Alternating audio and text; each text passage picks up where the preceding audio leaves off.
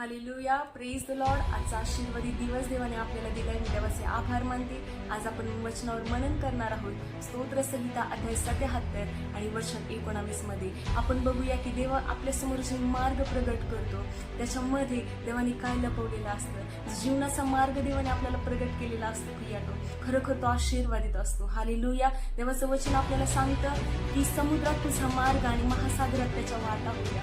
Hallelujah, praise the Lord. आज आपल्याला समोर देवाने खूप मार्ग ठेवलेले असतात प्रियानो, पण आपल्याला कळत नाही कधी कधी की आपण विचारत पडतो की देवा हा तुझा मार्ग योग्य आहे की नाही. पण प्रियानो, मी तुम्हाला आज सांगू इच्छिते की तुमच्या जीवनाचा मार्ग ऑलरेडी देवाने फिक्स केलेला आहे. आपल्याला बायबलमध्ये बघता येतं आपल्याला की ज्यावेळेस मोशे इस्रायल लोकांना घेऊन जात होता त्यावेळेस त्यांच्यासमोर भर मोठा समुद्र त्यांच्यासमोर होता. त्यांच्यासमोर त्यांचा मार्ग होता प्रियानो, पण त्यांना कळत नव्हतं त्याच्यामधून वाटा कशा तयार करायच्या. पण प्रियानो, ज्या वेळेस मोशेने देवाला हाक मारली त्यावेळेस देवाने त्याला सांगितलं तो आपला हात त्या समुद्रावर उगर.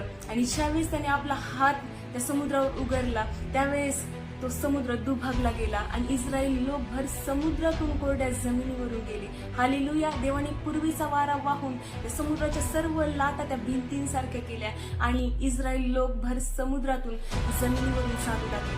हालेलुया. देवाने त्यांच्यासाठी तो समुद्र देखील दुभागला प्रियानो.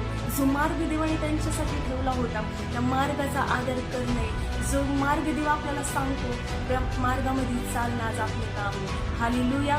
मी विश्वास ठेवते की या वचनाद्वारे तुम्ही तुमचा मार्ग तुमच्या जीवनामध्ये शोधला. हालेलुया.